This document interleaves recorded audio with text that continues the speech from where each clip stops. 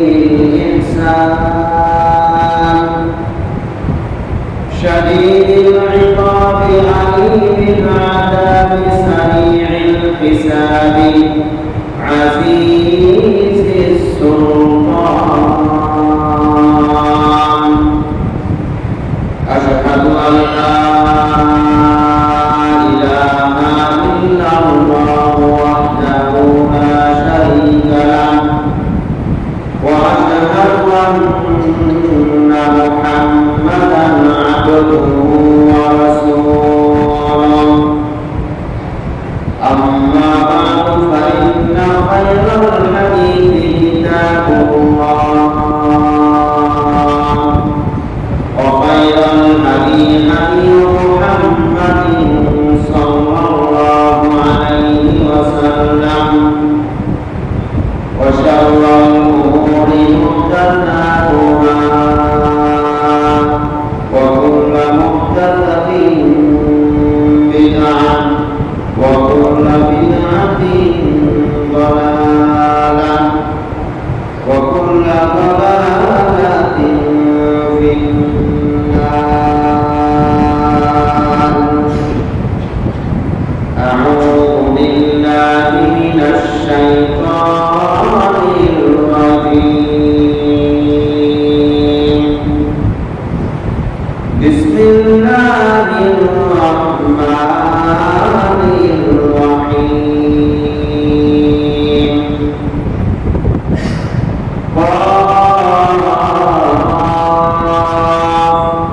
والقرآن المجيد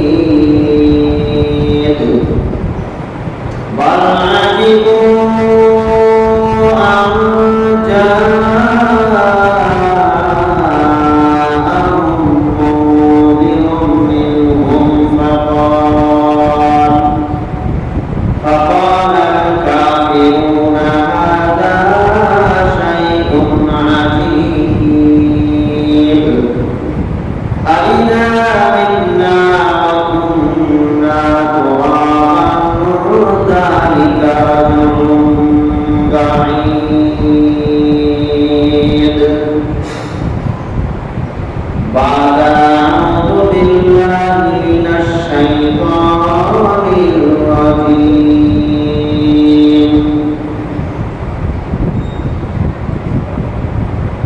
فلا تتبعوا الهوى أن تعدلوا وأن تلقوا أو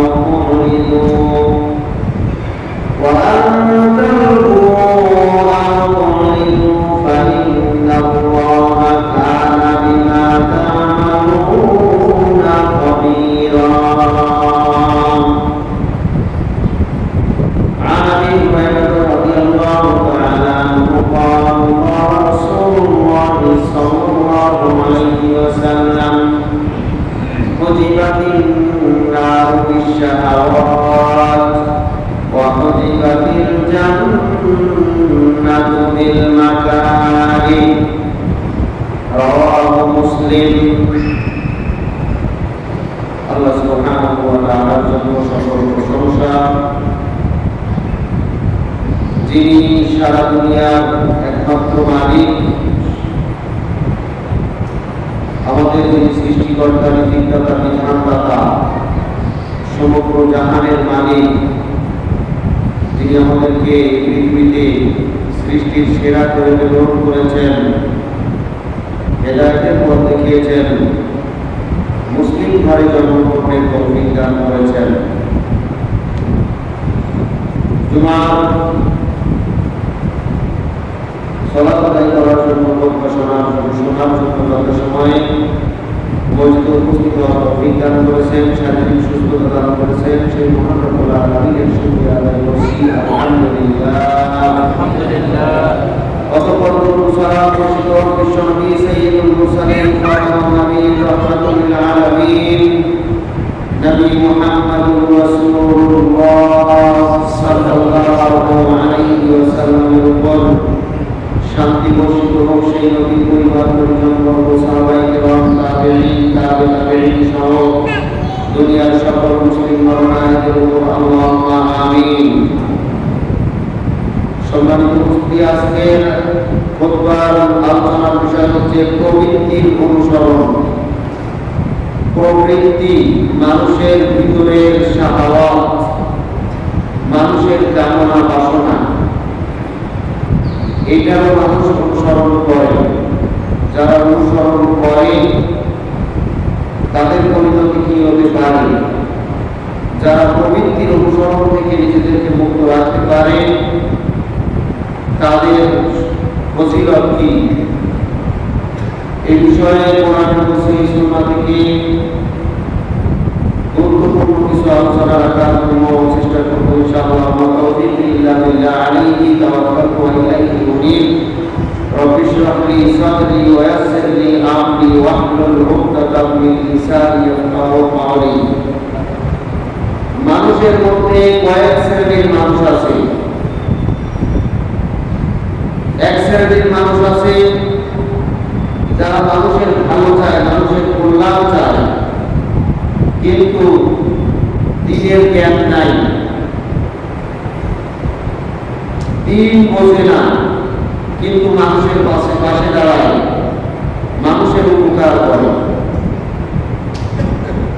দেশের উপকার করে, দেশের জন্য প্রয়োজনে নিজের জীবন পর্যন্ত দিতে সংকোচ করে না, দ্বিধা করে না, কিন্তু দিন বোঝে না। আরেক শ্রেণীর মানুষ যারা দিন বোঝে, দুনিয়া বোঝে, দিন বুঝে সত্যিকার অর্থে আল্লাহর জন্য মানুষদেরকে আল্লাহর পথে আহ্বান করে, মানুষদেরকে সঠিক পথের দিশা দেখায়, হেদায়েতের পথ দেখায়। এরাও মানুষের কল্যাণ চায় এবং মানুষের উপকারার্থে যারা কাজ করে। আগের আর এদের মধ্যে পার্থক্য হচ্ছে, আগের মানুষেরা দিন বোঝে না, দিন মানে না, কিন্তু দুনিয়ার মানুষের কল্যাণের জন্য কাজ করে। আর এই শ্রেণীর মানুষ দিন বোঝে, দিন মানে এবং তারা মানুষের উপকারার্থে কল্যাণার্থে কাজ করে এবং আল্লাহ যদি মানুষদেরকে আহ্বান জানায়। এই দুই শ্রেণীর মধ্যে সবচেয়ে উৎকৃষ্ট হচ্ছে পরের বিবরণ অনুযায়ী যারা বৈশিষ্ট্য অর্জন করেছে। আরেক শ্রেণীর মানুষ আছে দুনিয়াবি খেল তামাশা, বিনোদন ইত্যাদি নিয়ে ব্যস্ত, মানুষদেরকে আনন্দ দিতে, বিনোদন দিতে ভালোবাসে। এরা ধর্ম নিয়ে এত গবেষণা করে না, এরা ধর্ম, দিন, দুনিয়া কিছুই বোঝার এত প্রয়োজন মনে করে না। যেটা আমরা দেখি যুব সমাজ, অধিকাংশ যুব সমাজ যারা খেল তামাশা নিয়ে, বিনোদন নিয়ে ব্যস্ত থাকতে ভালোবাসে।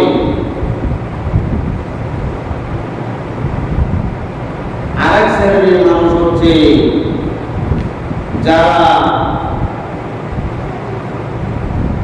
যাদের ভিতরে বিভিন্ন রোগ ব্যাধি এমনভাবে বিস্তার হয়েছে যেটা মানুষের ভালো দেখতে পারে না, ভালো এদের সহ্য হয় না, মানুষের পিছনে লাগে, মানুষের উপকার পছন্দ হয় না, মানুষের ক্ষতি করবে কিভাবে সেই একটা সেরকম মানসিকতা নিয়ে আগায়।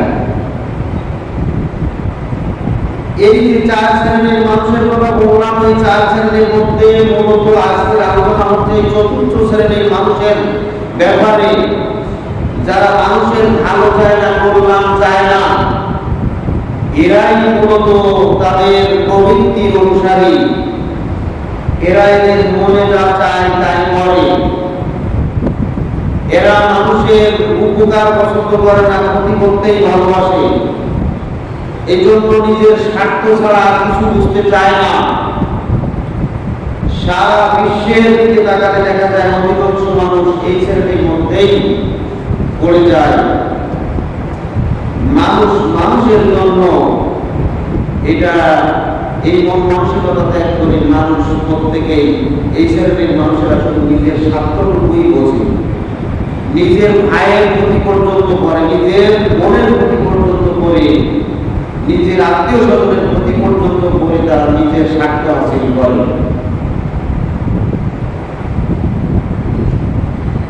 মানুষের মনের বাসনা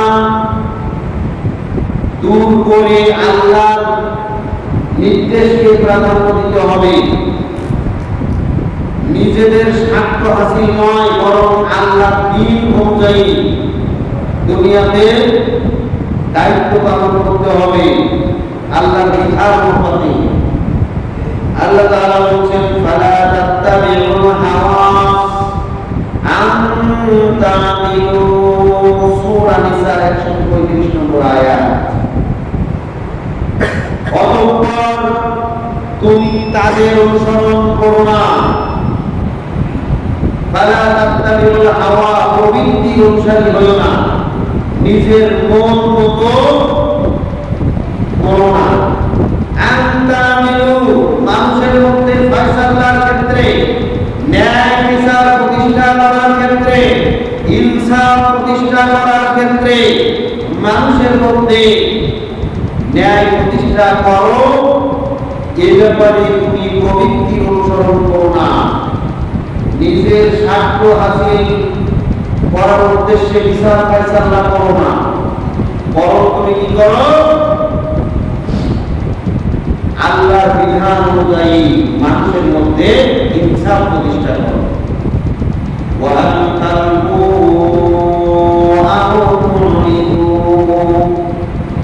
মানুষের মধ্যে যখন ফয়সালা করবে তখন ঘুরাইয়া পেঁচাইয়া কথা বলো না, সঠিক কথা বলো। অকুলুল কওলান সাদীদা, সঠিক কথা বলো, সত্য কথা বলো। অথবা তুমি কোন বিষয়কে এড়িয়ে যেও না, বরং তোমার দায়িত্বকে সঠিকভাবে পালন করো।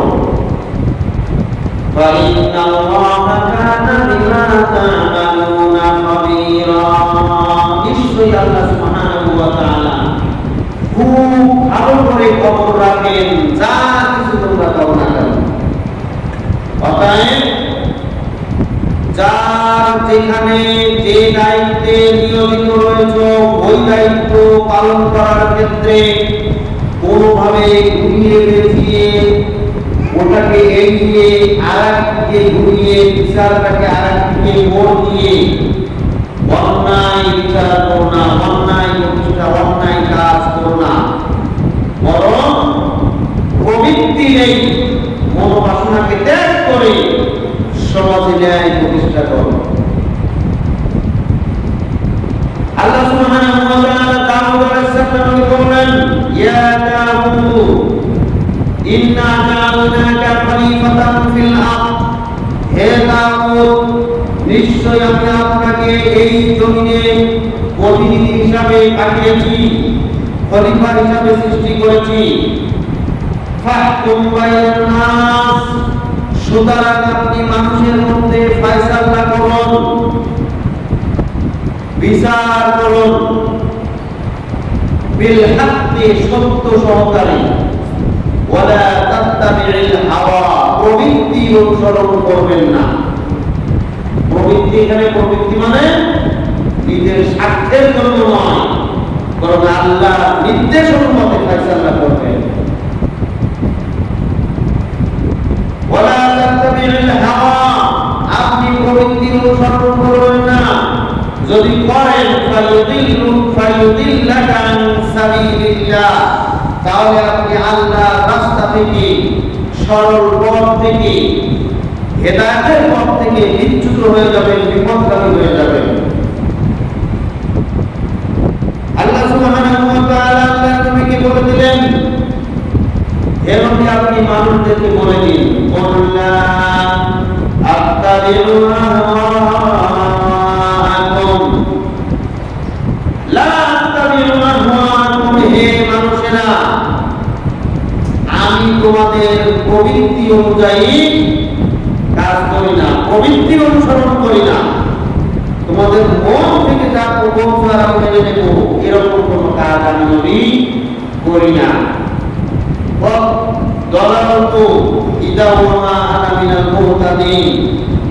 যদি আমি আপনাদের কথা অনুমতে ফয়সালা করি, আপনাদের যুক্তি অনুমতে ফয়সালা করি, আপনাদের এই প্রবৃত্তি অনুসরণ করে বিচার ফয়সালা করি, তাহলে আমি পথভ্রষ্ট হয়ে যাব এবং হেদায়েতের পথ থেকে ছিটকে পড়ে যাব।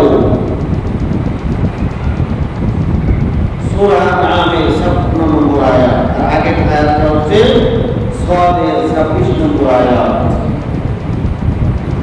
আল্লাহ সুবহানাহু ওয়া তাআলা বলেন, ওয়ালা তাত্তাবিউনা আহওয়া কওমি, আর তোমরা ওই সম্প্রদায়ের অনুসরণ করো না, ওই সম্প্রদায়ের প্রবৃত্তির অনুসরণ করো না, যারা আগেই পথভ্রষ্ট হয়ে বসে আছে।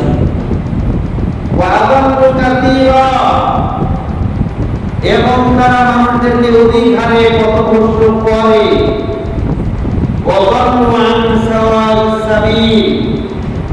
এবং তারা আল্লাহর পথ থেকে বিচ্যুত হয়েই রয়েছে। এই সম্প্রদায়ের প্রবৃত্তির অনুসরণ করো না। আমি বলছিলাম প্রবৃত্তির অনুসরণ সম্পর্কে। প্রবৃত্তি মানে মানুষের ভিতরের কামনা বাসনা, মন চাইলো আর সেই অনুমতি করলাম, মনে চাইলো আমার অর্থের দরকার, তাই আমি অর্থের জন্য কাজ করলাম, আমার মনে চেয়েছে এই কাজটা হাসিল করতে হবে, যে করেই হোক সেইটা করা। এই সংক্রান্ত অসংখ্য দলিল আছে। আল্লাহ সুবহানাহু ওয়া তাআলা কঠোরভাবে নিষেধ করেছেন, তোমার মনে চাইলো তোমার ক্ষমতা দরকার, তোমার মনে চাইলো তোমার টাকা দরকার, তোমার মনে চাইলো তোমার সম্মান দরকার, তাই তুমি তার ইচ্ছা তাই করবে, এই কাজ কোনো অবস্থাতেই করো না। এটা আল্লাহর পক্ষ থেকে কঠিনভাবে নিষেধ করা হয়েছে। বরং আল্লাহর বিধানকে, আল্লাহর ফয়সালাকে মেনে নাও। এবং তুমি যদি তোমার দায়িত্ব পালন করার ক্ষেত্রেও এরকম বিষয় আসে, তাহলে তুমি আল্লাহর বিধান অনুযায়ী ফয়সালা করো। সূরা মাইদার ৭৭ নম্বর আয়াত, সূরা মাইদার ৪৮ নম্বর আয়াতে আল্লাহ সুবহানাহু ওয়া তাআলা বলেন, ফাহকুম বাইনাহুম বিমা আনজালাল্লাহ। আল্লাহ সুবহানাহু ওয়া তাআলা যা নাযিল করেছেন সেই নাযিলকৃত বিধান অনুযায়ী তুমি ফয়সালা করো। ওয়ালা তাত্তাবি' আহওয়াআহুম আম্মা জাআকা মিনাল হাক্কি, যে সত্য সহকারে আল্লাহ সুবহানাহু ওয়া তাআলা আপনাকে প্রেরণ করেছেন, এই সত্য ব্যতীত মানুষের প্রবৃত্তি অনুযায়ী প্রবৃত্তির অনুসরণ করে ফয়সালা করবেন না। ফাযালিকা সূরার 15 নম্বর আয়াতে আল্লাহ তাআলা বলেন, ফালিযালিকা ফাদউ, এই যে দিন আল্লাহ তাআলা দিয়েছেন, এই দিনের প্রতি মানুষকে আহ্বান করুন। ওয়াস্তাকিম কামা উমিরতা, এবং আল্লাহ তাআলা যা আপনাকে নির্দেশ করেছেন তার উপরে অবিচল থাকুন, তার উপরে আপনি অটল থাকুন, এর থেকে এক চুল পরিমাণ নড়চড় করবেন না। আল্লাহ তাআলার বিধানের উপরে আপনি অটল থাকুন। ওয়ালা তাত্তাবি' আহওয়াআহুম, আর আপনি মানুষের প্রবৃত্তি অনুসরণ করবেন না। এই ধরনের অনেকগুলি আয়াত আছে। সম্মানিত উপস্থিতি, আল্লাহ সুবহানাহু বিশ্বনবী মুহাম্মদুর রাসূলুল্লাহ সাল্লাল্লাহু আলাইহি ওয়াসাল্লাম বলেন, আনাস রাদিয়াল্লাহু তাআলা আনহু বলেন, রাসূল সাল্লাল্লাহু আলাইহি ওয়াসাল্লাম বলেছেন, সালাসুন মুহলিকাতুন, তিনটা এমন বিষয় আছে যে বিষয়গুলি ধ্বংসাত্মক বিষয়, মানুষদেরকে ধ্বংস করবেই করবে। সুখমন মুতল, এক নম্বর হচ্ছে প্রবৃত্তির পূজারী, যারা মানুষের ভিতরে মানুষের মনের কামনা অনুযায়ী কাজ করে, মনে চাইলো আর এরা হচ্ছে প্রবৃত্তির পূজারী। এরা হচ্ছে এদেরকে আল্লাহ তাআলা ধ্বংস করবেই করবেন। দুই, ওয়া হাওয়া মুত্তাবাউন, লোভের দাস, যারা লোভের বশবর্তী হয়ে সবকিছু করে, যাদেরকে লোভ পেয়ে বসেছে, যাদের শুধু দুনিয়া দরকার, যাদের শুধু অর্থ দরকার, যাদের শুধু সম্পদ দরকার, আল্লাহর বিধান কোথায় গেল কি না গেল এত দরকার তাদের নাই, তাদের শুধু অর্থের প্রয়োজন। লোভের দাস, এরা হচ্ছে লোভের দাস। আল্লাহ রাসূল বলছেন এরা ধ্বংসাত্মক জাতি, এরা ধ্বংস হবে। 3 নম্বর হচ্ছে ওয়াজাবুল মারই বিনফসিহি, যে আত্ম অহংকারী হয়ে পড়ে, নিজের প্রতি যে অহংকার দায়িত্ব আছে এই সে অহংকার করতে থাকে। ওয়াহিয়া আশাদুহুন্না, আর এই তিনটার ভিতরে সবচাইতে জঘন্য এবং মারাত্মক হচ্ছে যে আত্ম অহংকারী হয়, অহংকার করে মানুষের মধ্যে নিজেকে খুব বড় মনে করে। সম্মানিত উপস্থিতি, এভাবেই আল্লাহ সুবহানাহু ওয়া তাআলা রাসূল সাল্লাল্লাহু আলাইহি ওয়াসাল্লাম আমাদেরকে প্রবৃত্তির অনুসরণ থেকে নিষেধ করেছেন। প্রবৃত্তির অনুসরণ যারা করবে তারা বিপদগামী হবে। প্রবৃত্তির অনুসরণ যারা করবে তারা সর্বপথ থেকে ছিটকে পড়বে। প্রবৃত্তির অনুসরণ যারা করবে তারা আল্লাহর পথ খুঁজে পাবে না। প্রবৃত্তির অনুসরণ যারা করবে তারা পরকালে বিপদগামী হবেই হবে। এই জন্য আল্লাহ সুবহানাহু ওয়া তাআলা তিনি বারবার আমাদেরকে আল্লাহর দিকে আসার জন্য নির্দেশ দিয়েছেন। রাসূল সাল্লাল্লাহু আলাইহি ওয়াসাল্লাম মানুষদেরকে আল্লাহর পথে আহ্বান জানিয়েছেন, আল্লাহর বিধান অনুযায়ী চলার জন্য নির্দেশনা দিয়েছেন। এত বোঝানোর পরেও অধিকাংশ মানুষ আল্লাহর পথে আসে না। কি জন্য আসে না? আল্লাহ তাআলা বলেন ফাইল্লাম ইয়াস্তাজিবু লাকা ফা'লাম আন্নামা ইয়াত্তাবি'উনা আহওয়া'আহুম। হে নবী, আপনি মানুষদেরকে আল্লাহর দিকে আহ্বান জানান, আল্লাহর দিকে ডাকেন, তাদেরকে হেদায়েতের বিষয়ে বুঝিয়ে দেন, পরকাল সম্পর্কে বোঝান, কত ওয়াজ তাদেরকে করেন, কত নসিহত করেন। কিন্তু এরপরেও অধিকাংশ মানুষ তারা আল্লাহর পথে আসতে চায় না। কেন আসতে চায় না? ওয়ালাম আন্নামা ইয়াত্তাবিউনা আহওয়া'আহুম, আপনি জেনে রাখুন যে যারা আপনাকে সরাসরি পাইল, আবু জেহেল সরাসরি আল্লাহ রাসূলকে পেয়েও সে দিন মানে নাই। আবু তালেব সরাসরি দিন বোঝার পরেও মেনে নেয় নাই। আবার কিয়ামত পর্যন্ত মানুষেরা আল্লাহ রাসূলকে মেনে নেবে ঈমানদারেরা। আসলে আল্লাহ সুবহানাহু ওয়া তাআলা যাদেরকে হেদায়েত দান করবেন তারা আল্লাহ রাসূলকে দেখুক আর না দেখুক, পরকাল সম্পর্কে তারা পরিপূর্ণভাবে বিশ্বাস করে নেবে। আর তাদেরকে আল্লাহ তাআলা হিদায়াত দান করবেন না, এরা সরাসরি আল্লাহ রাসূলের যুগের হলেও তারা বিরোধী হবেই হবে। এরা দিন মানবে না, ঈমান আনবে। কারণ হলেই ওরা আল্লাহর দ্বীনের প্রতি আত্মসমর্পণ করতে পারেনি, বরং তারা ওয়াত্তাবাউ ইন্নামা ইয়াত্তাবিউনা আহওয়া'আহুম, নিশ্চয়ই তারা তাদের প্রবৃত্তি অনুসারী, তারা তাদের মন মতো চলে, মনে যা চায় তাই করে। মনে চায় একটা কাজ করার জন্য তাই তারা করে, তারা আল্লাহর বিধানকে কোনো পাত্তা দেয় না। এই জন্য আপনি তাদেরকে যতই আল্লাহর দ্বীন সম্পর্কে বোঝান না কেন, তারা ফিরবে না। আ'আনদারতাহুম আম লাম তুনদিরহুম লা ইউমিনুন, আপনি তাদেরকে সতর্ক করেন আর না করেন, যত বুঝান আর না বুঝান, লা ইউমিনুন, এরা ঈমান আনবে না। ফাতামাল্লাহু আলা কুলুবিহিম, আল্লাহ তাদের অন্তরে মোহর মেরে দিয়েছেন। ওয়া আলা সামঈহিম, তাদের শ্রবণ শক্তির উপরে মোহর মেরে দিয়েছেন। ওয়া আলা আবসারিহিম গিশাওয়া, ওয়া আলা আবসারিহিম গিশাওয়া, আর তাদের যে চোখের যে আলো, চোখের যে জ্যোতি, এই জ্যোতির উপরে আবরণ করেছে, পর্দা পড়েছে, এরা ভালো জিনিস চোখ দিয়ে দেখে না। এই জন্য তারা আপনার কথা মানে না। ওয়ামান আযাল্লু মিম্মান ইত্তাবা হাওয়াহু বিগাইরি হুদান মিনাল্লাহ, ওই ব্যক্তির চাইতে অধিক পথ প্রশস্ত কে হতে পারে? যারা আল্লাহর হিদায়াতকে বাদ দিয়ে আল্লাহর হিদায়াতকে উপেক্ষা করে আল্লাহর হিদায়াতকে পরিত্যাগ করে নিজের প্রবৃত্তি অনুসারে চলে, নিজের মন মতো চলে। ইন্নাল্লাহা লা ইয়াহদিল কওমাল যালিমিন, নিশ্চয়ই আল্লাহ তাআলা জালিম সম্প্রদায়কে কখনো হিদায়াত দান করেন না। এরা হচ্ছে জালিম সম্প্রদায়।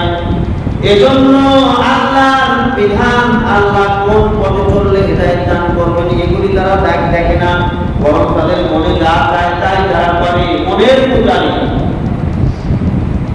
আল্লাহ তাআলা আরো কঠিনভাবে এদের সম্পর্কে বলেছেন আল্লাহ নবীকে, আফারাআইতা মান ইত্তাখাযা ইলাহাহু হাওয়া, হে নবী আপনি কি তাদেরকে দেখেননি? আপনি কি তাদেরকে নিয়ে একটু দেখেন না, যারা তাদের প্রবৃত্তি এই মনের কামনা বাসনাকেই প্রভু বানিয়ে নিয়েছে, রব বানিয়ে নিয়েছে। আল্লাহ তাআলা তাদেরকে যে হুকুম করেছেন, যে নির্দেশ দিয়েছেন, এগুলি তারা কোনো পরোয়া করে না। তাদের রব আল্লাহ নয়, তাদের রব হচ্ছে মনের প্রবৃত্তি, মনের খায়সা, মনের এই কামনা বাসনা, এটাই তাদের রব। নাউযুবিল্লাহ। এই জন্যই মন যা বলে তাই তারা করে, আল্লাহ যা বলে তা তারা করে না। নাউযুবিল্লাহ। ইত্তাখাযা ইলাহাহু হাওয়া, তারা ইলাহ হিসেবে গ্রহণ করে নিয়েছে তাদের মনের প্রবৃত্তিকে। ওয়া আদাল্লাহুল্লাহু আলা ইলমিন, এই কারণে আল্লাহ তাআলা জেনে শুনে তাদেরকে পথভ্রষ্ট করেছেন। এরা আল্লাহকে রব হিসাবে না মেনে, আল্লাহর বিধানকে না মেনে, মনের প্রবৃত্তি অনুসরণ করার কারণে, মনের প্রবৃত্তিকে ইলাহ হিসাবে মেনে নেওয়ার কারণে আল্লাহ তাআলা জেনে শুনেই এদেরকে পথভ্রষ্ট করেছেন। নাউযুবিল্লাহ। ওয়া ফাতানা আলা সামঈহি ওয়া কলবিহি, আল্লাহ তাআলা এদের শ্রবণ শক্তির উপরে মোহর মেরে দিয়েছেন, এদের এই বুঝ শক্তির উপরে, কলবের উপরে মোহর মেরে দিয়েছেন। ওয়া জাআলা আলা বাসারিহি গিশাওয়া, এবং এদের এই চোখের দৃষ্টি শক্তির উপরে আবরণ তৈরি করে দিয়েছেন। ফামা ইয়াহদিহি মিন বাদিল্লাহ, অতঃপর এরকম অবস্থা যাদের করা হয়েছে আল্লাহর পরে আর কেমন ব্যক্তি আছে যে তাদেরকে হিদায়াত করতে পারে? এরা কখনো আর হিদায়াত হবে না। তারা যাদের অন্তরে মোহর মেরে দেওয়া হয়েছে, যাদের শ্রবণ শক্তির উপরে মোহর মেরে দেওয়া হয়েছে, যাদের এই চোখের দৃষ্টি শক্তির উপরে আবরণ পড়ে গেছে, এরা আফালা তাযাক্কারুন, আল্লাহ হেদায়েতের পরে তাদেরকে কে হেদায়েত করতে পারে? আফালা তাযাক্কারুন, এর পরেও তোমরা উপদেশ গ্রহণ করবে না। সূরা জাসিয়া 23 নম্বর আয়াত।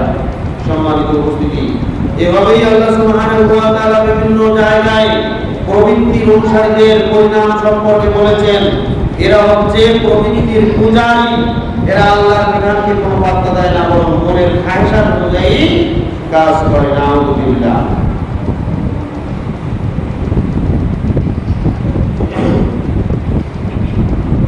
এরা আল্লাহর পথে আসবে না। এদেরকে যখন আল্লাহর দিকে আহ্বান করা হয়, ডাকা হয়, আল্লাহ তাআলা বলেন, ওয়ালা তাকুনু কাল্লাযীনা ক্বালু সামি'না, যখন আপনি তাদেরকে আল্লাহর দিকে আহ্বান করে তাদেরকে বিভিন্ন কথা শোনেন এবং তারা শোনান এবং তাদেরকে বলেন তোমরা এই কথা শোনো, ক্বালু, তখন তারা বলে সামি'না, আমরা শুনেছি, আমরা শুনতেছি, ওয়া হুম লা ইয়াসমাউন, কিন্তু তারা শোনে না। নাউযুবিল্লাহ। ওরা ভান করে, ওরা ভান দেখায় যে আমি আল্লাহর কথা শুনতেছি, তোমার কথা শুনতেছি, তুমি বলো, কিন্তু লা ইয়াসমাউন, তারা আসলে শোনে না। নাউযুবিল্লাহ। এরা হচ্ছে ওই সকল বাচ্চাদের মতো যে বাচ্চা গেম খেলায় ব্যস্ত রয়েছে, মোবাইল নিয়ে ব্যস্ত আছে, কার্টুন নিয়ে ব্যস্ত আছে। ছোট বাচ্চা, ওকে তার মা ডাকছে, বাবা এসো ভাত খেয়ে যাও, আসতেছি, বাবা এসো তাড়াতাড়ি এসো, আসতেছি। তার মানে কি? সে মায়ের কথা শুনতে শুনতেছি, বাবার কথা শুনতেছি, কিন্তু সে এমন ভাবে তার খেলায় মশগুল যে এটাকে শোনা বলে, যার কারণে এই বাচ্চা সে তার ওই গেমস খেলায় অথবা সে তার ওই কার্টুন দেখাতে এমন ভাবে মশগুল রয়েছে, মা ডাক দিয়েছে, কয়েকবার ডাক দিয়েছে, সে আসেনি, শুনিনি। তার মানে সে তার আওয়াজ কানে পৌঁছালেও শোনার মতো শোনেনি। আল্লাহ তাআলা বলছেন, যারা তোমাদেরকে, তুমি যাদেরকে বোঝাও, আল্লাহর দিকে আহ্বান করো, জানাও, বিভিন্ন বিষয়কে উপস্থাপন করো, এর পরেও আসে না, অথচ তুমি তাদেরকে দেখতেছো, তোমার সামনে বসেই তো তারা তোমার কথা শোনে, তোমার কথা তারা শুনতেছে, তোমার সাথে তারা সায় দিচ্ছে, মুখ নাড়াচ্ছে, হ্যাঁ বুঝতেছে, কিন্তু আসলে আল্লাহ তাআলা বলছেন ওয়াহুম লা ইয়াসমাউন, এরা আসলে শুনেও শুনে না। এরা শুনে না, এটাকে শোনা হয়। শুনে কারা? যারা শোনার পরে পরিবর্তন হয়, যারা শোনার পরে মেনে নেয়, এরাই মূলত শোনে। ওই যে বাচ্চা শুনছে, হ্যাঁ আসতেছি, তারপর 1 ঘন্টা কাটালো সে গেমস খেলার পক্ষ থেকে, আসলে সে এটাকে শোনা বলে না। শুনতো যখন মা ডেকেছে, তখন সব ফেলে রেখে মায়ের ডাকে সাড়া দিত, তাহলে এটাকে বলা শোনা। কিন্তু ডাকার পর 1 ঘন্টা সে তার খেলায় মত্ত হয়েছে, তার মানে সে শুনে নাই, যদিও আওয়াজ তার কানে পৌঁছিয়েছে। এটাই আল্লাহ তাআলা বোঝাতে চাচ্ছেন, আপনি তাদেরকে যতই বোঝান না কেন, সামি'না, তারা নিজেরাও বলে আমরা শুনতেছি, ওয়াহুম লা ইয়াসমাউন, আসলে এরা শুনে না। যদি শুনতো তাহলে আপনার কথা মেনে নিত, এরা শুনে না, তার মানে হচ্ছে আপনার কথা তারা মনোযোগ সহকারে শুনে নাই এবং মানে না, বরং তাদের অন্তরে, তাদের প্রবৃত্তির মধ্যে একটা নিয়ত আছে যে এইভাবে সে চলবে। এই অবস্থায় আপনি যতই তাদেরকে ভালো জিনিস বোঝান না কেন, তারা বুঝে না, বুঝতে চায় না। এরা মনে করে যে হুজুররা এরকম প্রকল্প বলেই, আমার যখন সময় হবে তখন নামাজ পড়বো, এই হুজুরদের কথা মতো নামাজ পড়বো না। আমার তখন আমার একটা নিজস্ব বুঝ আছে, সেই কারণে আমি সেই দিন ছাড়বো দেখে আমার তৌফিক হবে, আমার নিজস্ব একটা বুঝ আছে, ও হুজুরদের কথা আমার শুনতে হবে না। আল্লাহ তাআলা বলেন ওয়াহুম লা ইয়াসমাউন, এরা আসলে শোনে না। তার মানে হচ্ছে এরা আপনার কথা আওয়াজটা শুনে, কিন্তু অন্তরে আছে বক্রতা, অন্তরে আছে ভিন্ন নিয়াত, অন্তরে মনে চাচ্ছে তার এভাবেই চলতে হবে, সে সেভাবেই চলে। ওই কোরআন হাদিস তাদের এত বোঝার প্রয়োজন নাই। নাউযুবিল্লাহ। আল্লাহ তাআলা এদের সম্পর্কে একটু কঠিন কথা বলেছেন, কঠিন কথা।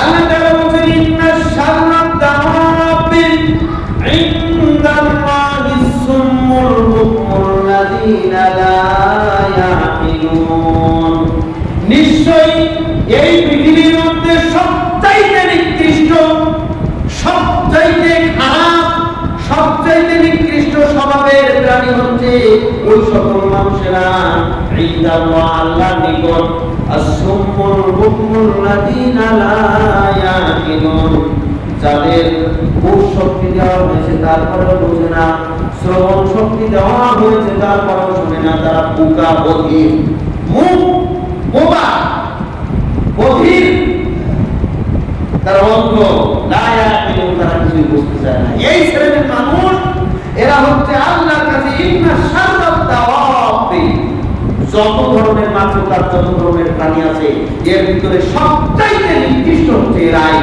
যারা আল্লাহর দ্বীন বুঝতে চায় না, বরং নিজের মন মতো চলে। নাউযুবিল্লাহ।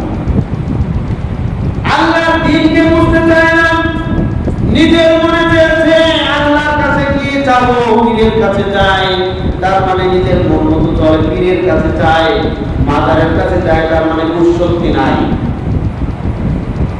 বোঝার শক্তি নাই।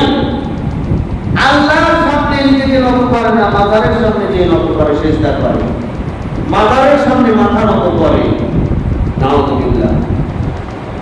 আবার মাথার তো একটা আসর করতে একজন মানুষ আছে, মারা গেছে, তাকে দাফন করা হয়েছে, কিন্তু এর চাইতে নিকৃষ্ট হচ্ছে ওরাই যারা মাজারও নাই, কিছুই নাই, শুধু একটা খাম্বা আছে, স্মৃতি সৌধ তৈরি করেছে, শহীদ মিনার তৈরি করেছে, একটা কলা গাছ দাঁড় করিয়েছে। শহীদ মিনার যেখানে নাই সেখানে একটা কলা গাছ দাঁড় করিয়েছে, তার সামনে কোল দেয়, তার সামনে মাথা নত করে, তার সামনে খালি পায়ে যায়, তার সামনে দাঁড়িয়ে নিরাপত্তা পালন করে। আল্লাহ তাআলা বলেন ইন্না শাররাদ দাওয়াবি ইনদাল্লাহ, আল্লাহর নিকটে এরা হচ্ছে সৃষ্টি জগতের মধ্যে সবচেয়ে নিকৃষ্ট। আল্লাহকে বাদ দিয়ে এরা অন্যের পূজা করে, অন্যের ইবাদত করে। আল্লাহ তাআলা বলেন কুমু লিল্লাহি কানিতিন, আল্লাহর সামনে বিনীতভাবে দাঁড়িয়ে যাও, নিরাপত্তা পালন করো আল্লাহর সামনে। কিন্তু এরা নিরাপত্তা পালন করে খাম্বার সামনে, নিরাপত্তা পালন করে মানুষের সামনে, নিরাপত্তা পালন করে বাজারের সামনে, নিরাপত্তা পালন করে একটা কলা গাছের সামনে। নাউযুবিল্লাহ, এদের আসলে মূল শক্তি বলতে কিছুই নাই। যাদের অন্তঃকরণ আছে, মূল শক্তি আছে, তাদের দ্বারা এই ধরনের কাজ সংগঠিত হতে পারে। মানুষ আগুনের পূজারি করে, তখন তার কোনো মূল শক্তি থাকে না। আল্লাহকে বাদ দিয়ে আগুনের পূজা করে, শিখা নিরন্তন করে, শিখা নির্মাণ করে, আগুনের সামনে নিজেকে নত করে, আগুনের সামনে দাঁড়িয়ে নিরাপত্তা পালন করে, আগুনকে সম্মান করে, শ্রদ্ধা করে, আল্লাহকে বাদ দিয়ে। নাউযুবিল্লাহ, আগুনকে পূজা করে, ব্যাঙেরও পূজা করে, কচ্ছপেরও পূজা করে, কুমিরেরও পূজা করে। এভাবে বিভিন্ন জিনিসের মানুষ পূজা করে যখন তাদের এই শক্তি থাকে না, এই সৃষ্টি জগতের প্রতি তাদের বিশ্বাস এসে যায় আল্লাহকে বাদ দিয়ে। এরা হচ্ছে সৃষ্টি জগতের মধ্যে সবচাইতে নিকৃষ্ট। এরা এদের মনে যা চায় তাই করে, এরা আল্লাহর দ্বীনকে বুঝতে চায় না। সম্মানিত উপস্থিতি, আল্লাহ সুবহানাহু ওয়া তাআলা এদের সম্পর্কে বলেছেন ওয়াতলু আলাইহিম নাবা আল্লাযী আতাইনাহু আয়াতিনা, হে নবী আপনি মানুষদেরকে ওই ব্যক্তির কাহিনী পড়ে শোনান, ওই ব্যক্তির বৃত্তান্ত জানিয়ে দিন। আতাইনাহু আয়াতিনা, যাকে আমি আমার নিদর্শন প্রদান করেছিলাম, নিদর্শন দান করেছিলাম। আমি তাকে জ্ঞান দিয়েছিলাম, বুঝ শক্তি দিয়েছিলাম, অন্তর দিয়েছিলাম, শ্রবণ শক্তি দিয়েছিলাম, দৃষ্টি শক্তি দিয়েছিলাম, তাকে জ্ঞান দিয়েছিলাম। কিন্তু ফানসারাফা মিনহু, সে এগুলি থেকে ছিটকে পড়ে গেল। ফলে শয়তান তার পিছনে লেগে গেল। শয়তান তার পিছু নিল কখন? যে এগুলিকে তোয়াক্কা করলো না, আল্লাহ বিধানকে বোঝার চেষ্টা করলো না, আল্লাহর বাণীকে জানার চেষ্টা করলো না, সে তার মন মতো চললো, যার কারণে শয়তান এবার তার পিছু নিল। সুতরাং সে পথভ্রষ্ট হয়ে গেল, সে গোমরাহী হয়ে গেল। একজন কাল্পনিক ব্যক্তির কথা আল্লাহ তাআলা বলে করেছেন এভাবে। ধর্ম এরকম একজন মানুষ যাকে আল্লাহ তাআলা এরকম সব কিছু দিয়েছেন, জ্ঞান দিয়েছেন, বিবেক বুদ্ধি, চক্ষু সব কিছু দিয়েছেন, কিন্তু এগুলি সে তোয়াক্কা করলো না, এগুলি শুকরিয়া আদায় করলো না, বরং সে তার মন মতো চলল। আল্লাহ তাআলা ওয়ালাউ শিরনা লারাফানাহু বিহা, আল্লাহ তাআলা যদি ইচ্ছা করতেন তাহলে আল্লাহ তাআলা তার মর্যাদায় অনেক উন্নীত করতে পারতেন। আল্লাহ তাআলা ওয়াদা করেছেন ইয়ারফাইল্লাহুল্লাযীনা আমানু মিনকুম ওয়াল্লাযীনা উতুল ইলমা দারাজাত, সূরা মুজাদালা 11 নম্বর আয়াত। ইয়ারফাইল্লাহুল্লাযীনা আমানু মিনকুম, তোমাদের মধ্যে যারা আল্লাহর প্রতি ঈমান এনেছে, ওয়াল্লাযীনা উতুল ইলমা দারাজাত, এবং আল্লাহ তাআলা তাদেরকে ইলম দান করেছেন। ইয়ারফাইল্লাহ, আল্লাহ তাআলা তাদেরকে অনেক উঁচু করেছেন, দারাজাত মর্যাদা দান করে, মর্যাদায় তারা অনেক উন্নত। সুবহান, এদেরকে মর্যাদা দান করেছেন। ওয়ালাউ শিরনা লারাফানাহু বিহা, সূরা মাইদা, এটা হচ্ছে সূরা আরাফের 176 নম্বর আয়াত থেকে এই বিবরণ। আল্লাহ তাআলা বলেন আল্লাহ তাআলা যদি ইচ্ছা করতেন এদেরকেও, এই ধরনের ব্যক্তিকেও সম্মান মর্যাদা দিয়ে অনেক উন্নত করতে পারতেন, কিন্তু সে আল্লাহ তাআলা এই দিনকে নিয়ে এত গবেষণা ভাবার প্রয়োজন মনে করেনি। সে কি করেছে? ওয়ালাকিন্নাহু আফলাদা ইলাল আরদ, সে জমিকে আঁকড়িয়ে ধরেছে। এই জমিন তার প্রয়োজন, তার অর্থের প্রয়োজন, তার সম্পদের প্রয়োজন, তার দুনিয়ার প্রয়োজন। আফলাদাহু ইলাল আরদ, এই জন্যই জমিনকে আঁকড়িয়ে ধরেছে।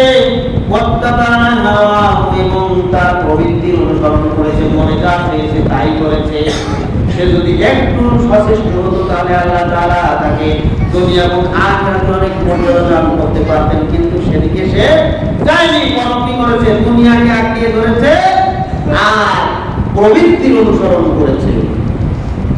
ফামাসালুহু কামাসালিল কালব, এই ব্যক্তির দৃষ্টান্ত হচ্ছে, উদাহরণ হচ্ছে ওই কুকুরের মতো। নাউযুবিল্লাহ, কুকুরের সাথে তুলনা করেছেন সূরা আরাফের 176 নম্বর আয়াত। আমার প্রতি রাগান্বিত হয়ে আমার প্রতি ক্ষিপ্ত হয়ে বললাম, আমার সমালোচনা করে কোনো লাভ নাই। আল্লাহর কথা, আল্লাহ তাআলা বলেন মাসালুহু কামাসালিল কালব, এরা হচ্ছে ওই সকল কুকুরের মতো। কুকুরের সাথে দৃষ্টান্ত দিচ্ছেন যেই সকল কুকুর কি করে? আন তাহমিলা আলাইহি ইয়ালহাস, যদি তাদের উপরে কোনো বোঝা চাপানো হয় তাহলে তারা হাঁপাইতে থাকে, জিহ্বা লম্বা করে বের করে হাঁপাতে থাকে। আওতাত রুকু ইয়ালহাস, আবার কুকুরের পিঠে যদি কোনো বোঝা নাও বহন করা হয়, কুকুর যদি এমনি আস্তে আস্তে হেঁটে আসে, খুব দৌড়ে চলে আসে, তাহলেও যেমন জিহ্বা বের করে হাঁপাতে থাকে, আবার আস্তে আস্তে হেঁটে এসেছে, কোনো ক্লান্তি নাই, কষ্ট নাই, কিছুই নাই, তারপরেও সে হাঁপাতে থাকে, জিহ্বা বের করে হাঁপাতে থাকে। এর কাছে সবই সমান, পরিশ্রম করুক, কষ্ট করুক আর না করুক, সে হাঁপাতেই থাকে, হাঁপাতেই থাকে। নাউযুবিল্লাহ। আমরা কথায় একটা মানুষ যখন বেশি বেপরোয়া হয়, সে তাকে যখন বারবার একটা ভালো কথা বলা হয় শোনে না, বরং ওই আগের স্বভাবে ফিরে যায়, তখন আমরা তাকে বলি কুকুরের লেজ কখনো সোজা হয় না। কুকুরের লেজ সোজা করা যায় না, এরকম ধরনের উদাহরণ দিয়ে থাকি।